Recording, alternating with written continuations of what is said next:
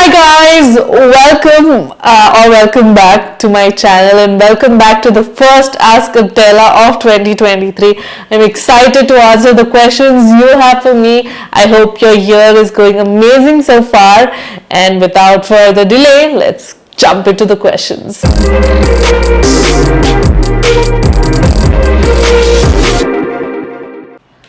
So the very first question is, hey Akka, hi, where do you stay in Hyderabad? I stay at my home, but I can't give you the address and disclose it on the social media. But what I can say is I live in Hyderabad and not in Secunderabad.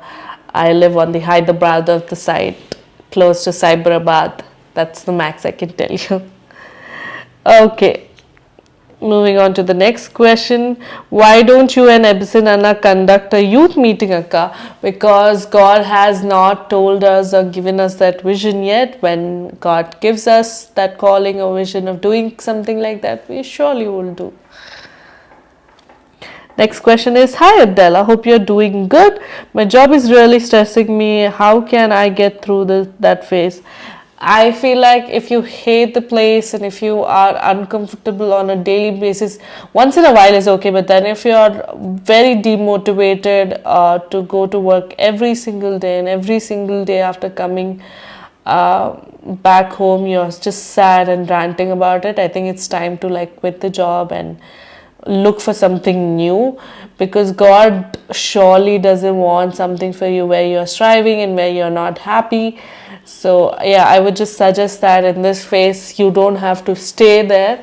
If you feel like, no, this is still what I want to do and this is the place I want to do it, maybe you want to continue and just find grace with God to do it. But if it's getting to a point that you can't take it, I believe that you should pray and quit the job and just look for something new where you feel like your heart will and your skills will grow more. I hope that helps. And I'm sorry that you're going through that, feeling that way. I've been there, I know how it feels. Next question is, how to get out of a relationship which is not right. You just walk off, you don't stay. I just want to say it, permanent hurt is way more bad than temporary hurt. That you are with somebody and you don't like and it's not from God for you, and you struggle and that gets broken and your heart gets hurt and you feel the most terrible that you have ever felt. You feel rejected, you feel all those stuff. But that hurt is okay, deal with, and God will heal you there, instead of going into that relationship further and living a life with that person where you're not happy, where you are not connected. Is hard. Just to give yourself that grace to step out of that relationship, just snap out. So learn to say a no, learn to say it's over, learn to not linger, learn to not look at your past but look at your future and make it secure. Just work towards it and just ask Holy Spirit to just journey with you. He is more than happy. He is there to journey with you this, and He'll be loving you through this process, and I pray that you get the grace to do that. Next question is, how to get closer to God. There's God, I feel like, is so close to us. It's just the awareness of His presence that we need to see, that how God is close to us. The very first instance of God's connection with man is said that God made Adam with His hands and with the dust of the earth, and then He breathed His breath onto His nostrils. So how close you have to come to have somebody's breath this close in your nostrils, and that's close. That is how close God is to you. It's just that we need to become aware of it, that God is close to us, that God is omnipresent and He is living inside of us. He's not a God who wants to live in churches and temples. He's a God who called your body His temple, and He's super close to you. What you need to know is just become aware of it and accept it that God is close to you. I love your smile. Thank you. And your vision. Thank you so much. How do you work through creative vision, process it? I feel like I am very blessed in this area that God lets me through step by step, and then I have people that I can communicate those visions with, be it my husband, or be it my spiritual father, Pastor Amit. A lot of things that I can reach out to him in the terms of technicality, in the terms of growing. So yeah, Daddy really helps me. I've said that before, and I say it again. Like a lot of things from the start, I think I could do creatively, especially when it comes to social platforms, especially when it comes to YouTube stuff. I just knew, at least in the initial days, I could do it because he's there by my side. And even though now I have learned a lot of things to do on my own, I still feel like anything is there that I can always bounce back to him and just say, Daddy, fix. And he'll always be there. So maybe that is my process of seeing the vision to the execution and process through it. So I hope that answers your question. Next question is, how do you decide the price for the art piece at the thrift store? Crazy thing, thrift store prices and the art prices are like very poles apart. But I think with the art piece, it's so God for me. Because initially I was like, how will I price it? What would be the right price?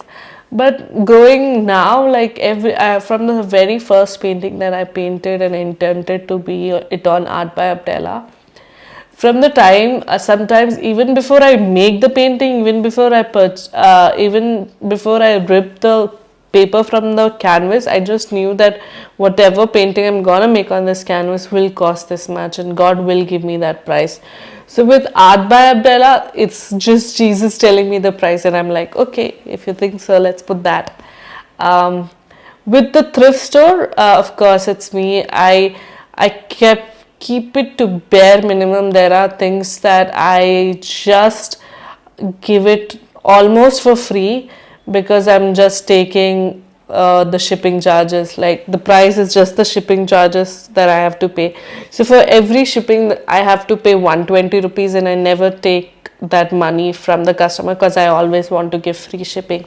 But from my end, I'm always paying that. So there's a lot of things that goes for that cheap. So where I think I don't want to go in the loss.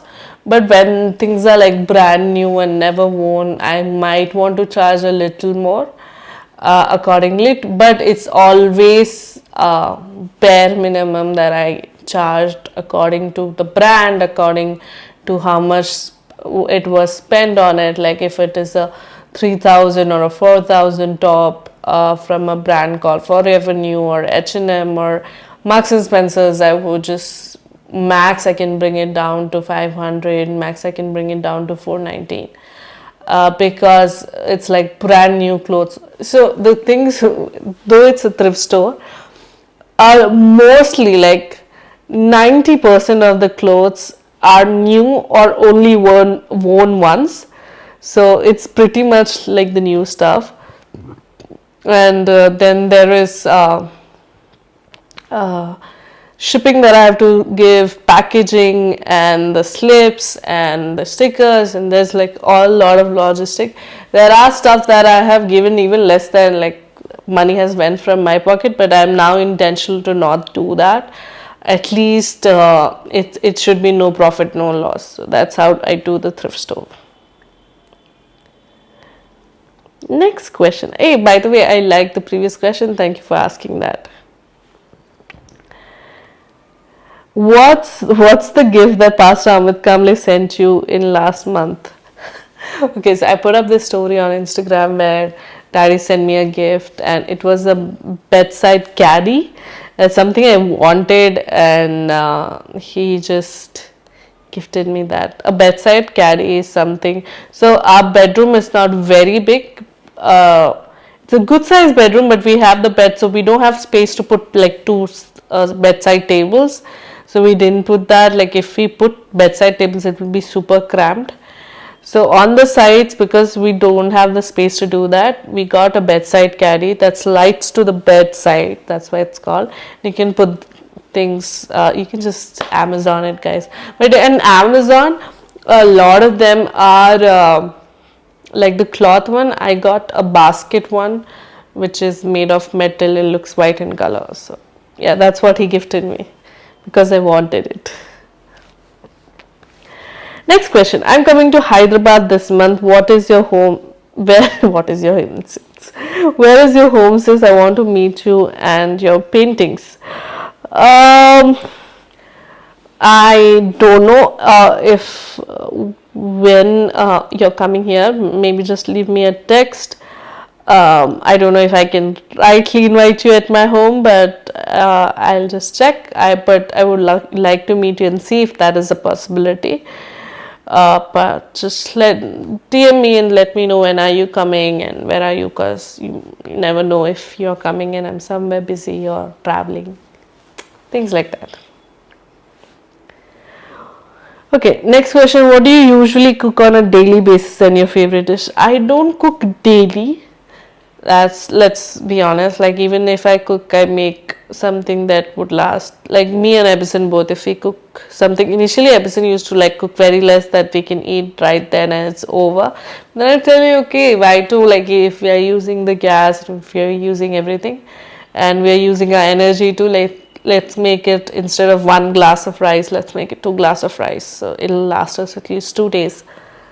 So things like that in batch. Even mostly times somebody comes up and if we order, we have a lot of leftovers. So I am not a person that I have to have fresh morning, afternoon, night. I'm okay, but breakfast is something that we daily make.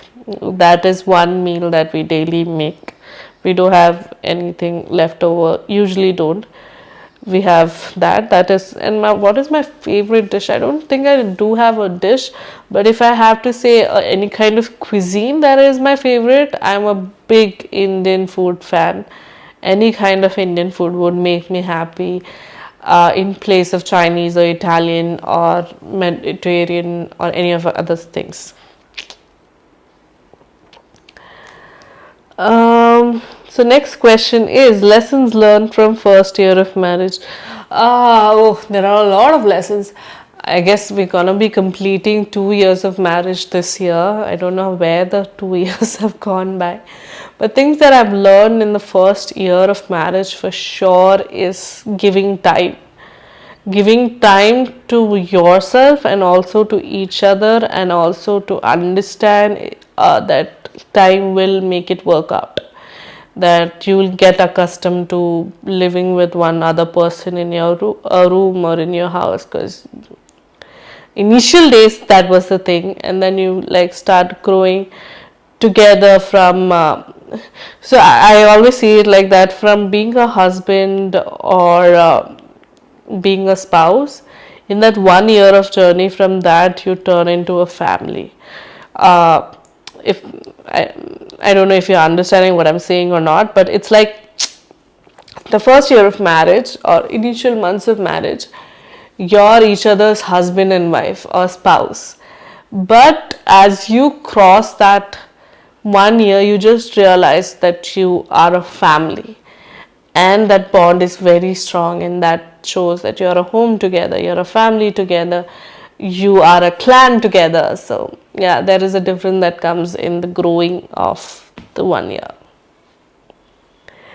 Next question is, why are you still keeping your wedding cards on the shelf?